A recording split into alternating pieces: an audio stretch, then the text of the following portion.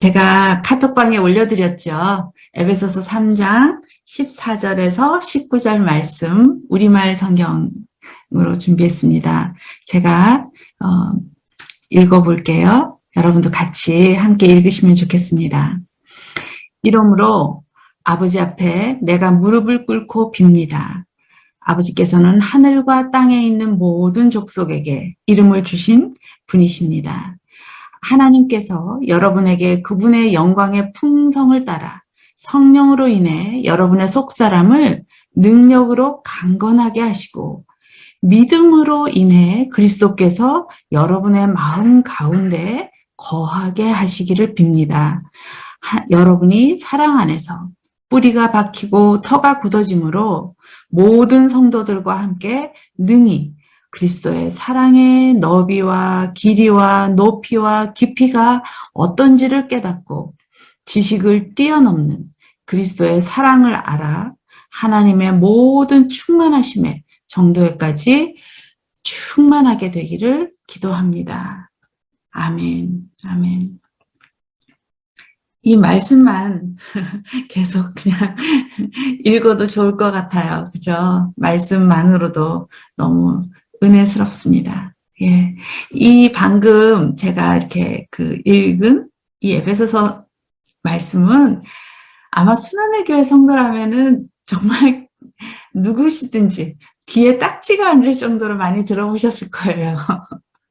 이성대 목사님 계속 이렇게 우리 안에 그리스도께서 거하시도록 이렇게 말씀해 오셨고 그래서 많이 묵상해 오셨을까라고 믿어요. 근데 저는 이 구절에서 특히 그 믿음으로 인해 그리스도께서 내 마음 가운데 거하는 것 이게 구체적으로 어떤 걸까? 그건 어떤 모습일까? 이렇게 늘 이렇게 마음속에 알 듯 하면서도 모르겠고 잡힐 듯 하면서도 안 잡히는 그런 개념이었어요. 왜 하나님은 사랑이라고 하시는데 그 사랑의 모습도 왜 사람마다 다 다르잖아요. 그래서 배고픈 사람한테는 뭐 100마디 말보다는 빵 한 덩어리, 이 빵 한 개가 사랑으로 경험되어질 거고 정말 외롭고 슬픈 사람, 고통스러운 사람한테는 함께 있어주면서 위로하고 그 마음을 공감해주는 게 정말 그때 사랑으로 경험되어질 것 같아요. 그러니까 저도 하나님의 사랑을 아주 큰 은혜로 인격적으로 만나서 정말 하나님이 사랑이시구나. 그때 실제적으로 경험했고 그리고 그 이후로 제 삶이 변하면서 계속 거기서 그치는 게 아니라 새로운 계시 그리고 또 다양한 방법을 통해서 어떤 점점 더 깊이 하나님의 사랑을 경험하고 있고 그래서 그 사랑의 개념의 폭이 이렇게 넓어지는 것 같아요. 우리 순환을 가족들도 다 하나님의 사랑을 깊이 알고 계시는 분들이라고 믿는데 하지만 우리가 갖고 있는 그 사랑의 색깔, 그 느낌, 그 경험하는 폭이나 어떤 방법은 다 다를 거라고 믿어집니다. 생각합니다. 이제 아무튼 그렇게 다르지만 점점 우리를 더 결국은 그 하나님의 사랑 가운데 우리의 영혼이 아주 이렇게 깊이 이렇게 왜 배에 그 닻이 내려진 것처럼 점점 더 그 사랑 가운데서 안정되어 가면서 뭐 환경이나 어떤 자기의 상황하고 상관이 없이 그러니까 옛날에는 이 정도의 풍랑, 이 정도의 환경이면은 뭐 뒤집히기도 하고 심지어 뭐 파손할 수도 있는 그러한 환경에도 이제는 점점 갈수록 많이 흔들리지만 뭐 때로 배멀미도 하겠죠. 하지만 뒤집히지도 않고 다시 그 안정을 되찾아주는 그러한 길로 점점 이렇게 깊어진다라고 믿습니다. 마찬가지로 제 안에 계신 그리스도를 어떻게 내가 구체적으로 실제적으로 경험할까? 그거에 대해서 제가 항상 이렇게 기대감이 있고 갈망하면서 이렇게 구하고 있었어요. 근데 제가 최근에 어떤 그 일련의 일들을 하면서 이렇게 또 한 번 하나의 은혜를 맛보게 된 것 같아요. 그래서 그거를 여러분하고 오늘 나누려고 합니다. 그 시작은 에베소서를 제가 이렇게 그 브라이언 시몬스 목사님이 쓰신 패션 성경 있잖아요. 그걸 읽으면서 시작이 됐어요. 한 이제 구절 때문에 그랬는데, 에베소서 2장 20절에서 22절을 제가 먼저 우리말 성경으로 한번 읽어보겠습니다. 여러분은 사도들과 예언자들의 기초 위에 세워진 사람들이요. 그리스도 예수께서 친히 모퉁이 돌이 되셨습니다. 그리스도 안에서 건물 전체가 서로 연결돼 주 안에서 함께 자라 거룩한 성전이 됩니다. 여러분도 성령 안에서 하나님께서 거하실 처소가 되기 위해 그리스도 안에서 함께 세워져 가고 있습니다. 네, 이것이 이제 에베소서 말씀이시죠? 근데 그 22절에 여러분도 성령 안에서 하나님께서 거하실 처소가 되기 위해 그리스도 안에서 함께 세워져 가고 있다. 이 말씀을 패션 성경에 이렇게 적혀 있더라고요. 하나님께서는 여러분 안에 계신 성령의 능력으로 말미암아 여러분 한 사람 한 사람을 그분이 거하실 처소, 즉 지성소로 변화시키고 계십니다. 이렇게 말씀을 표현하신 거예요.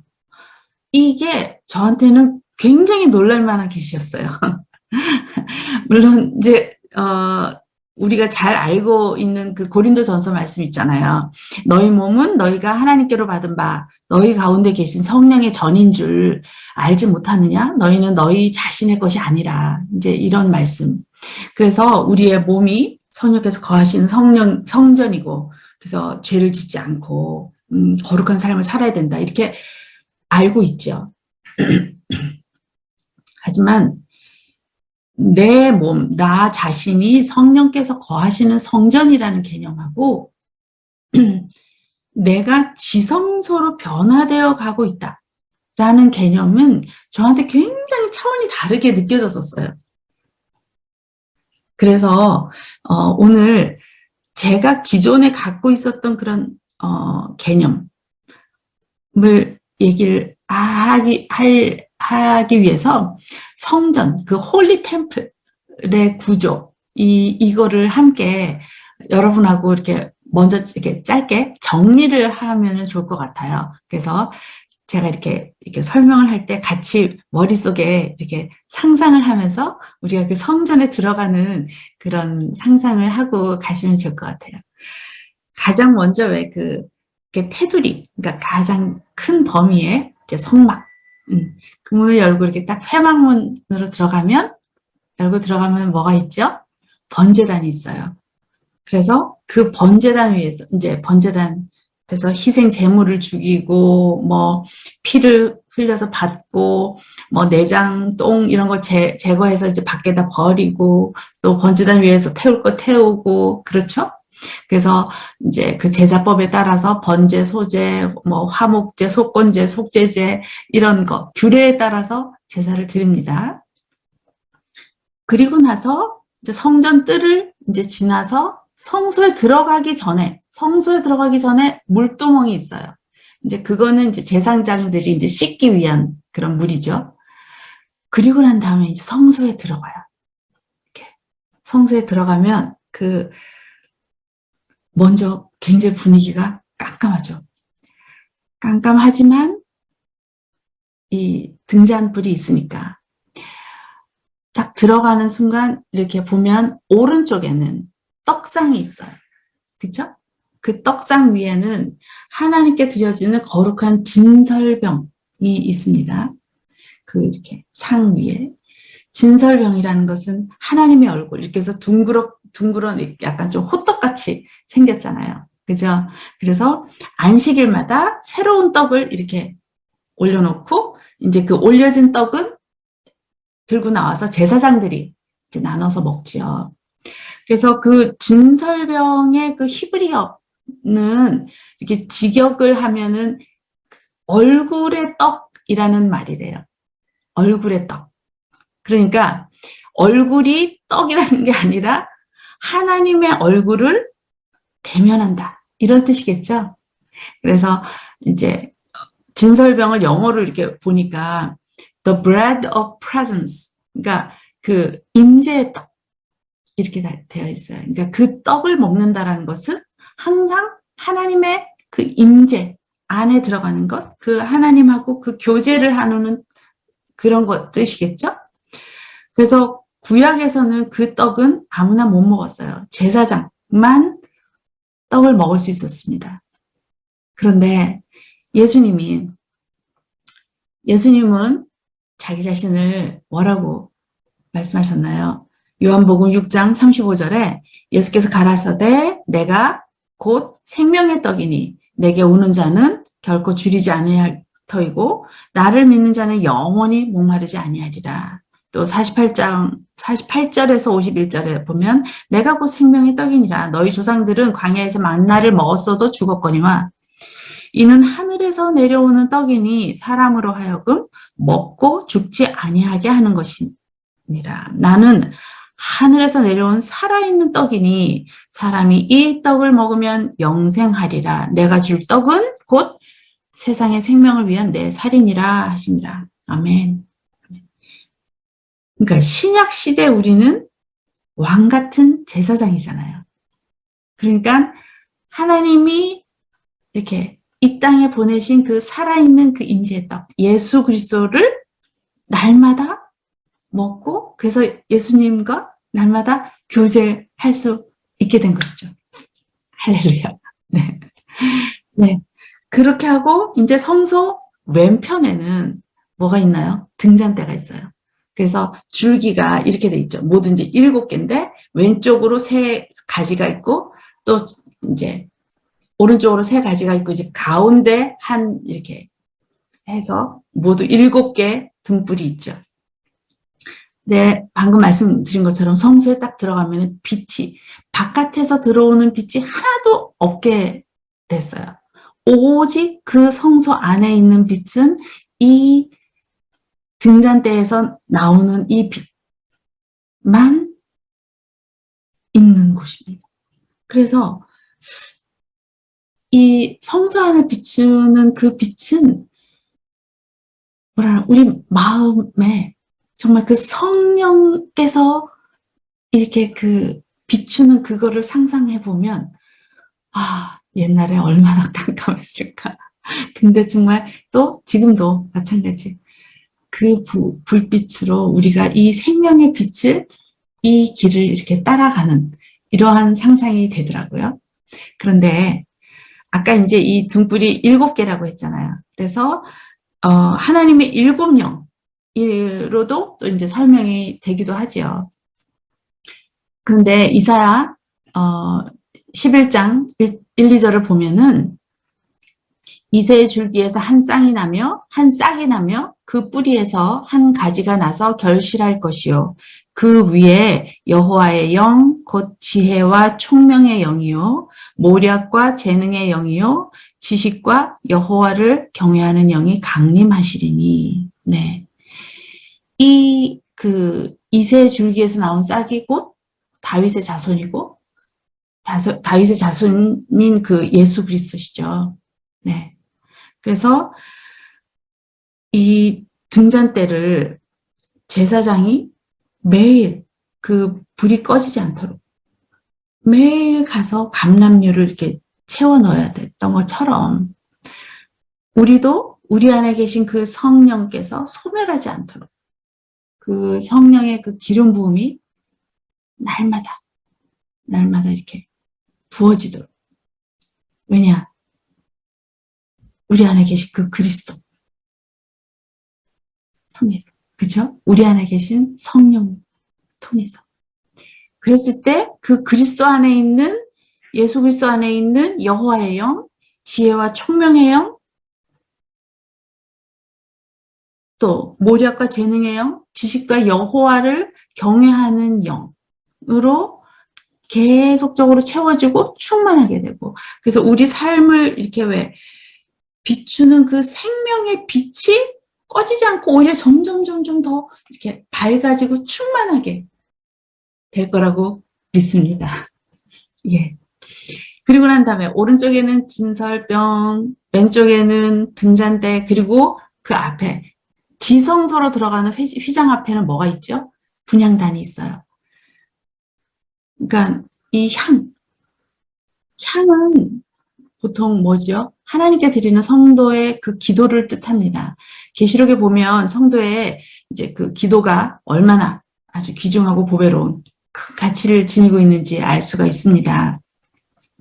계시록 5장 8절, 그가 책을 받을 때 내 생물과 24명의 24명의 장로들이 각기 하프와 향이 가득한 금 대접을 들고 어린 양 앞에 엎드렸습니다. 이 향은 성도들의 기도입니다.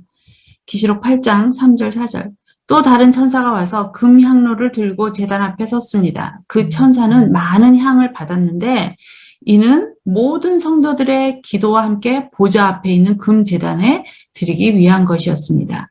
향의 연기는 그 천사의 손에서 성도들의 기도와 함께 하나님 앞으로 올라갔습니다. 아멘, 아멘. 그 다윗이 시편 14절에 이렇게 말했어요. 내 기도가 주 앞에 피운 향처럼 올라가게 하시고 내 손을 드는 것이 저녁 제물처럼 되게 하소서. 네, 이렇게 그 다윗의 소원처럼 우리의 기도가 그리스도 안에서 주 앞에 피운 향처럼 이렇게 매일 올라가게 하시고 우리 손을 드는 것이 저녁 제물처럼 되게 하실 줄 믿습니다. 드디어 지성소가 나왔어요. 지성소는 어떤 곳인가요? 가장 거룩한 곳. Holy of Holies. 그 안에는 뭐가 있나요? 증거궤, 그 언약궤가 있고 그 위에 속죄소가 있죠. 그러니까 히브리서 9장 4절에 보면요. 이 언약궤 안에는 만나를 담은 금 항아리와 아론의 쌍난 지팡이와 언약의 돌판들이 있다고 합니다. 그리고 그 위에 속죄소, 이렇게 그 죄를 사하는 덮개, 이것이 있죠. 그리고 그 위에 두 그룹의 천사가 이렇게 날개를 펴서 이렇게 세워져 있습니다. 이 속죄소를 이제 이 속죄소 이 덮개에서 하나님이 이스라엘 자손을 만나 주시고 또 그 백성들이 해야 될 일들을 이제 말씀하시겠다고 이제 출애굽기에서 말씀하셨어요. 그래서 하나님이 늘 함께 하시고 은혜를 베풀어 주시는 곳이다. 이렇게 해서 시은좌, mercy seat라고도 불려요. 이 지성소에 히브리서 9장 7절에 보면요. 그러니까 그러나 두 번째 장막 안에는, 그러니까 이 지성소를 말하는 거죠. 대제사장만이 1년에 단 한 번 들어가는데 피가 없이는 절대 들어가지 못합니다. 이 피는 그 자신을 위하고 또한 백성이 알지 못하고 지은 죄를 위한 것입니다. 이렇게 되어 있어요. 그러니까 속죄소 위에 뿌릴 피를 가지고 대제사장이 그 모든 이제 그 성결 의식을 자기 자신을 하고죠. 그리고 난 다음에 1년에 딱 한 번 들어갈 수 있는 장소예요. 만일에 혹시라도 자기가 그런 거를 제대로 이렇게 지키지 않으면 어떻게 되나요? 지성소는 너무나 거룩해서 죽어요. 그렇죠? 그런데 그 사람이 죽어도 다른 사람이 들어갈 수가 없잖아요, 감히. 그러니 어떻게 해요? 그 옷에 금방울을 이렇게 매달아서 이렇게 소리가 안 들리면 어떻게 했나요? 줄을 이렇게 잡아 당겨서 꺼내야 될 정도로 너무나 거룩하고 두려운 장소였습니다.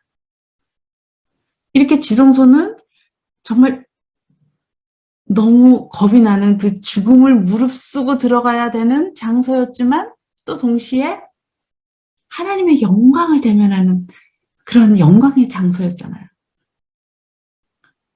그래서 정말 이렇게 대제사장도 1년에 딱 한 번 들어갈 수 있는 이 지성소를 하나님의 아들 예수 그리스도, 그 거룩한 피 때문에 그 피가 새롭고 산 길, 그 은혜의 자리, 영광스러운 자리로 우리를 들어갈 수 있게 하셨습니다. 아멘. 히브리서 10장 19절에서 20절. 그러므로 형제 여러분, 우리는 예수의 피로 인해서 지성소에 들어갈 담대한 마음을 갖게 됐습니다. 그 길은 예수께서 우리를 위해 휘장을 통해서 열어놓으신 새롭고 산 길입니다. 그런데 이 휘장은 바로 그분의 육체입니다. 이렇게, 그러니까 그 하나님의 성전에 관련해서는 아주 참 굉장히 많은 계시들이 있는 것 같아요. 의미도 있고. 이렇게 이 거룩한 곳을 예수 그리스도를 통해서 우리가 들어갈 수 있게 된 것만으로도 너무나 놀랍고 벅찬 이 은혜잖아요. 근데 제가 놀란 거는 뭐냐면은 그것만으로도 너무나 벅찬데 하나님께서는 여러분 안에 계신 성령의 은혜로 능력으로 말미암아 여러분 한 사람 한 사람을 그분이 거하실 처소인 지성소로 변화시키고 있다. 이렇게 말씀을 하시는 거예요. 너무 놀랍지 않으세요? 저만 그런가요? 자, 제가 이 말씀을 읽다가 처음에는 머리가 이렇게 띵 했었어요. 그러고 난 다음에 어떻게 했는지 아세요? 제 손을 보고 막 이렇게 몸을 살폈다니까요. 이렇게 상상을 하는 거죠. 내 몸이 정말 그 시띠나무로 만든 그 괴짝인데 그 위에 이렇게 순금이 입혀져서 언약궤로 만들어졌어요. 응? 그리고 난 다음에 제 머리에 어린 양의 피가 뿌려져. 그게 항상 있어. 그러면서 하나님의 그 영광의 임재가 늘 있는 거예요. 그런 존재로 이렇게 변화된다라는 거가 이렇게 너무 벅차더라고요. 그래서 제가 다시 예전에 이준규 목사님께서 좀 말씀하시고 막 그랬는데도 불구하고 다시 한번 막 인터넷에 시띠나무를 찾아봤습니다. 그랬더니 제가 이렇게 나무를 좋아하잖아요. 그래서 참 자태가 좋은 그런 나무들을 보는 걸 좋아하는데 이 시띠나무는 참 못생겼더라고요. 나무가. 촉박한 데서 자라니까. 그래서 아주 보니까 뭐 열매도 없고 이렇게 잎사귀도 뭐 별로 이렇게 없어요. 그리고 막 이렇게 그 비바람 속에 막 이렇게 시달리니까 나무가 이렇게 비틀어져 있고 가시가 또 있더라고요. 가시가 뭐 어마어마한 가시예요. 아주 굉장히 강하고 그러니까 사막 같은 데 있다 보니까 아주 긴 가시가 있어서 그 잎 근처에 가면은 찔릴 수밖에 없어 보이더라고요. 근데 정말 그 시띠나무는 제 육신의 모습 그대로였습니다. 근데 이 척박한 땅에서 물이 없는 곳에서 자라니까 이 나무가 살 수 있는 비결은 뿌리를 깊이, 그 생명의 근원인 뿌리까지.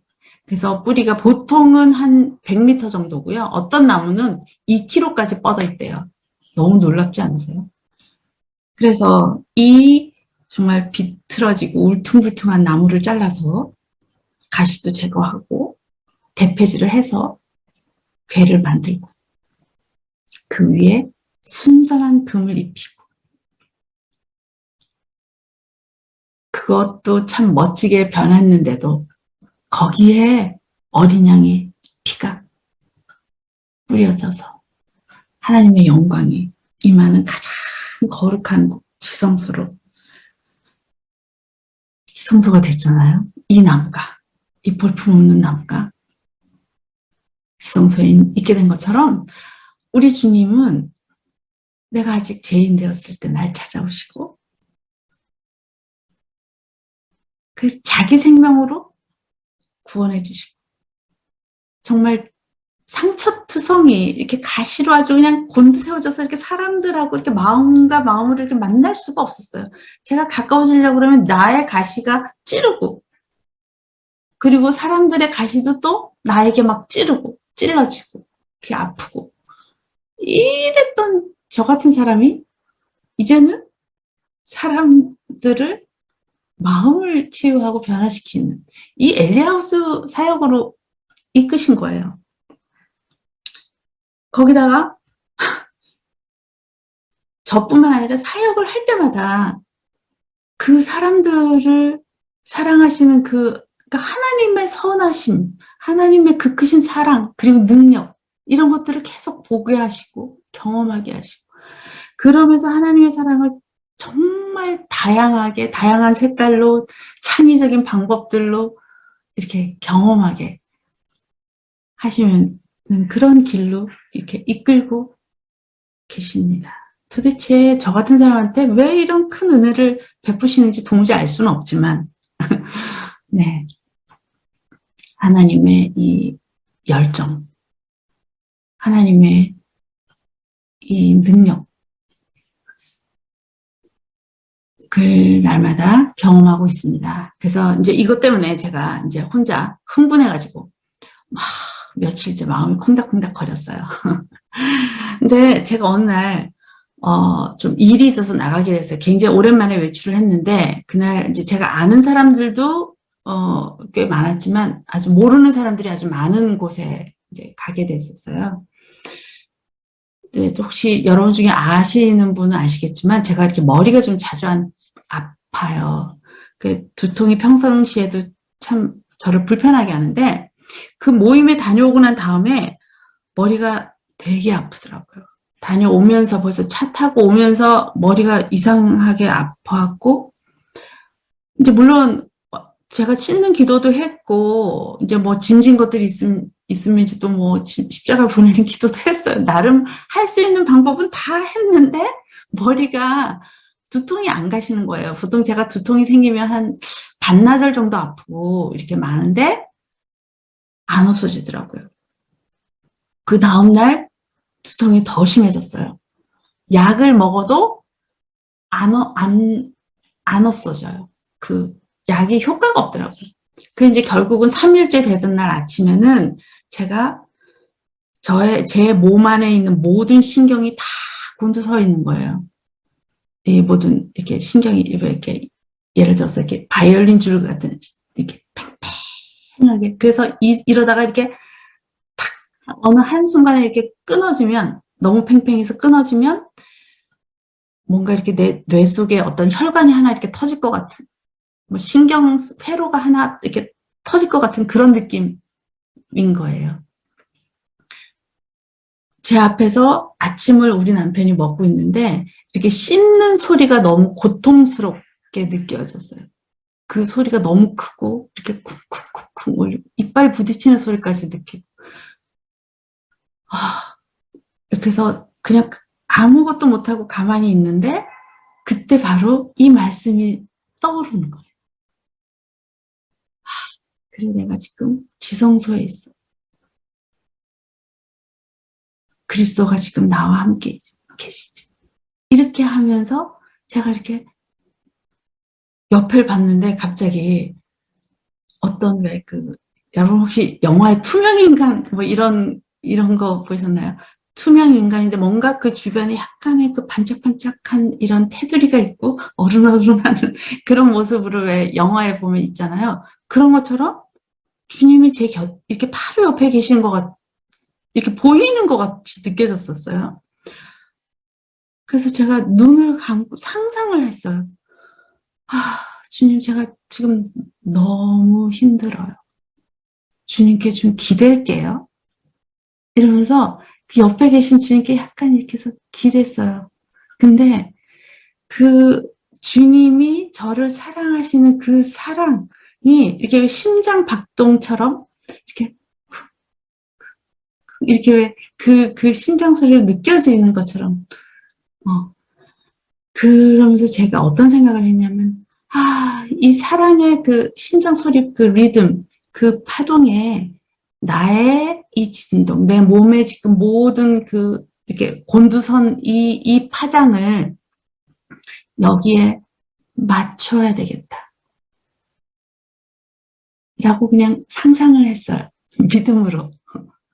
네. 왜 사람은 다 자기만의 그 진동의 파장이 있다고 하잖아요. 그래서 이제 그 상상을 한 거죠. 그런데 제가 그 생각을 하는 순간, 그러니까 그렇게 저를 고통스럽게 했던 두통이 싹 사라졌어요. 신경이 언제 그랬냐는 등 앞에 우리 남편이 여전히 먹고 있는데 하나도 소리가 안 들리더라고요. 그래서 그게 한 1분 정도 됐을까요? 그 순간에. 근데 제가 그때 너무 이렇게 그 두통이 싹 사라지는 바람에 제가 너무 놀라서 눈을 뜨는 바람에 주님의 임재도 사라졌어요. 그 정도로 제가 이렇게 많이 놀랐고요. 그러면서, 왜 이게 믿음으로 말미암아 그리스도께서 우리 마음에 계시도록 기도하는지가 이해가 됐어요. 믿음이로구나. 나 자신의 어떠함이 아니라 내가 무슨 자격이 있구나, 믿음의 용량이 커서도 아니고 내 영성이 얼마나 깊고 이게 파워가 있고 이게, 그리고 또 내가 영적으로 얼마나 예민하고 민감하고 깨어있고 이런 게 아니라 그냥 정말 단순히 믿음으로 이거를 이렇게 받아들이는 거로구나. 그러니까 우리가 에베소서 왜 1장에 말씀하시잖아요. 나는 이미 그리스도 안에서 하늘에 속한 모든 신령한 복을 받았고 그리스도 안에서 이미 거룩하고 흠이 없고 그리스도 안에서 하나님의 자녀고 그리스도 안에서 그 피로 말미암아 제 사함을 받았다. 이것을 아주 단순하게 어린아이같이 믿을 때 이 상상할 수 없는 그 사랑이 날 이렇게 그 파장이 날 고치시고 심지어 이렇게 계속 믿음을 이렇게 연습하고 이렇게 하면 나를 통해서 그야말로 아까 제가 이렇게 생각했던 것처럼 그 주파수가 이 파장이 이렇게 맞으면 날 통해서도 흘러나갈 수 있겠구나. 이런 생각이 들면서 어떤 가능성의 희망이 생겼어요. 그리고 나서 제가 깨닫게 된 게 하나가 있었습니다. 제 안에서 발견한 거죠. 뭐냐면 제가 이렇게 그 소킹이나 예배 가운데 이제 그냥 이렇게 잠깐 하나님을 만나는 것 같아요. 그런데 제가 그 임재를 오래 누리지를 못해요. 특히 이렇게 제가 이제 기도 가운데 이제 개인적으로 기도 가운데 주님께 나가려고 이렇게 할 때 보통 주로 이렇게 성소를 생각을 하면서 상상을 하면서 나가거든요. 먼저 내 안에 있는 죄가 이렇게 느껴질 땐 번제단에서 이렇게 회개할 것 회개하고 씻음을 받은 다음에 성소에 들어가는 상상을 하면서 주님 기름 부으심 구하고 이렇게 교제를 하고 이렇게 특히 이제 옛날에 있었던 이제 교회에서 제사장 기도를 배웠었거든요.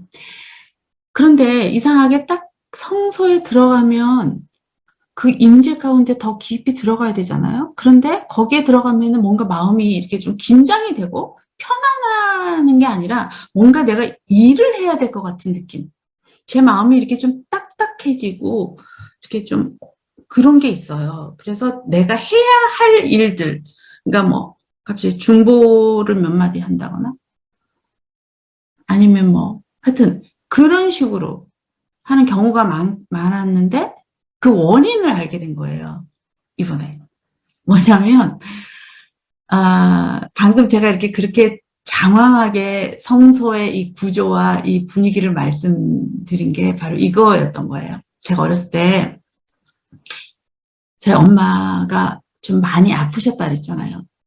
그래서 제 기억에 항상 늘 있는 모습이 뭐냐면 초등학교 때 이제 학교 마치고 이제 들어가면 딱 집에 들어가면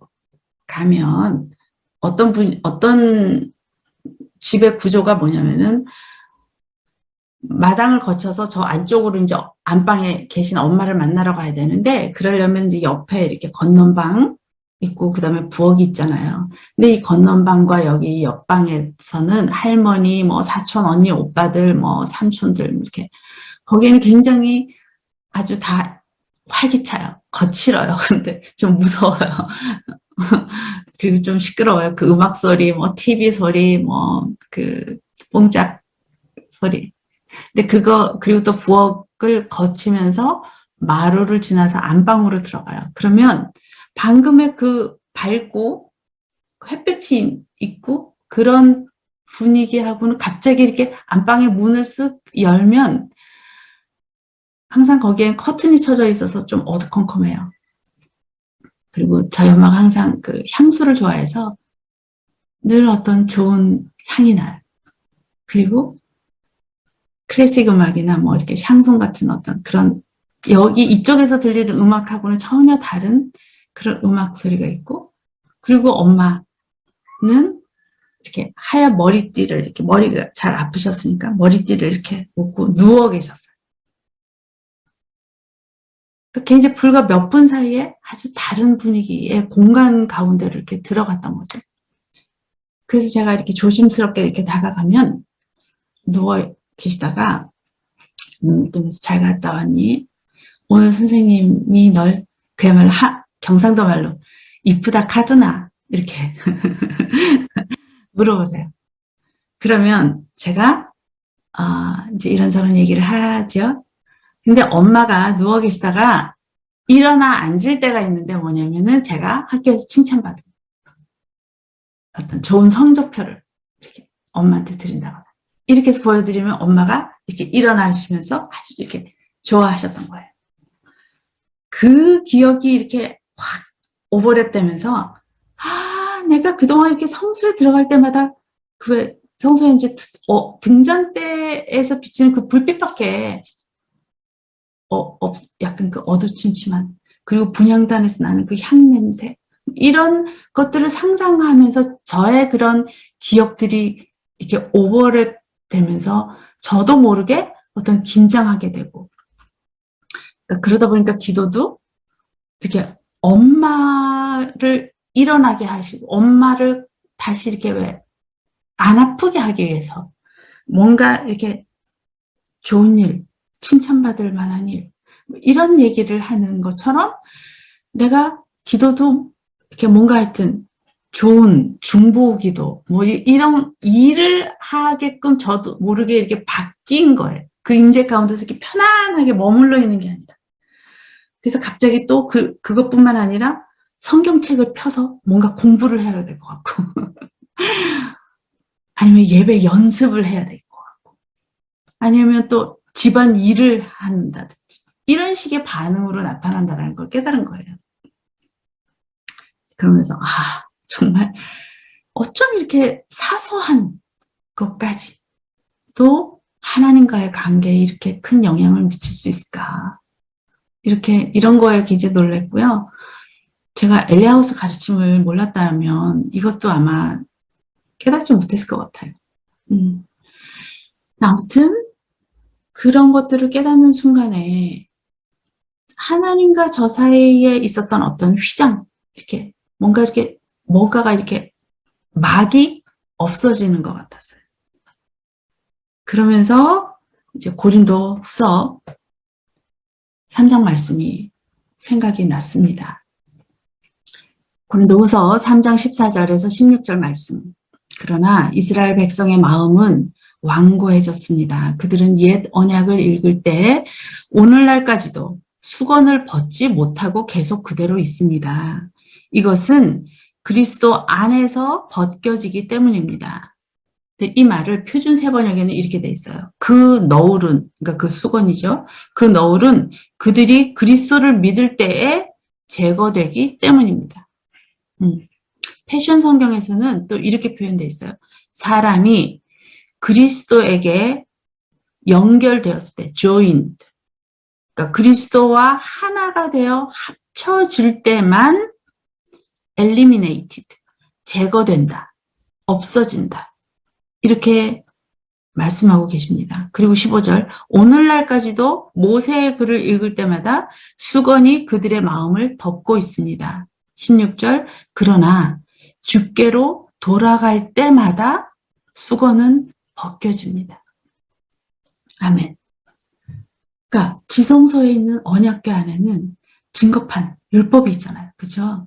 그래서 우리 마음에 또 죄, 어떤 그런 쓴뿌리가 있으면 모세 글을 읽을 때마다 수건이 그들의 마음을 이렇게 덮고 있는 것처럼 하나님의 영광을 볼 수가 없죠. 우리의 힘으로 뭘 해보려고 할 때 내가 스스로 만든 어떤 기준이나 자격이 되려고 할 때는 우리 안에 계신 그리스도를 만날 수가 없는 거죠. 하지만 16절, 주께로 돌아갈 때마다 내가 마음을 열어서 주님께로 향할 때마다 수건은 벗겨집니다. 어떻게? 왜? 우리 언약궤만 있는 게 아니라 언약궤 위에 있는 그 뿌려진 어린 양의 피 때문에. 저는 그동안 구약의 제사법이 굉장히 복잡하고 의식적이고 아주 엄격해서 그래서 그냥 모든 게 율법적으로만 생각을 했었어요. 근데 여기서도 하나님은 사랑을 보여주고 계셨구나, 실천하고 계셨구나, 이걸 깨닫게 됐어요. 그래서 새삼스럽게, 물론 그 이전에도 그렇게 생각을 했지만 또다시 한번 성경 전체가 은혜를 말씀하고 계시는구나, 사랑을 말씀하시는구나, 용납을 말씀하고 계시는구나. 정작 나 자신은 스스로를 아직까지 용납하고 있지 않는 부분이 있는데도 그 부분까지도 하나님은 용납하시는구나. 하나님은 우리에 대해서 모르는 게 없이 다 아시잖아요. 우리가 얼마나 악한지, 추한지, 더러운지, 어리석은지, 부족한지, 그야말로 나의 최악을 아시는데 그 아들의 피 때문에 그리스도 안에 있는 우리에게 긍휼을 베푸시고 사랑하시고 있는 존재 자체로 기뻐하십니다. 이 하나님의 사랑을 신뢰하고 우리가 그 사랑 가운데 조금씩 뿌리를 내릴 때 동시 그 사랑이 뭔지도 모르고 사랑할 수도 없었던 우리가 점점 더 사랑을 할 수 있는 자로 조금씩 변화되어 간다는 거죠. 이게 은혜입니다. 아가서에서 내가 비록 검으나 아름다우니 계달의 장막 같을지라도 솔로몬의 휘장과 같다. 이렇게 고백한 이 술람미 여인처럼 하나님은 울퉁불퉁하고 그 비틀어진 그 시띠나무 같은 우리를 다듬고 깎아서 이렇게 궤를 만들고 그 순전한 금을 입히고 그 위에 어린 양의 피로 영광스러운 임재가 있는 지성소로 우리를 변화시켜 가고 계십니다. 네. 그래서 이 하나님의 크신 사랑, 우리를 추구하는 그 열정이 결국은 나는 내 사랑하는 자에게 속했고 내 사랑하는 자는 내게 속했다. 술람미 여인이 뒤에 보면은 그렇게 고백을 하잖아요. 그런 것처럼 예수님이 그 군인들한테 잡혀가기 전날, 그 전에, 바로 직전에 나의 안에 거하라. 나도 너희 안에 거하겠다. 포도나무 비유를 하시면서 그렇게 말씀하셨잖아요.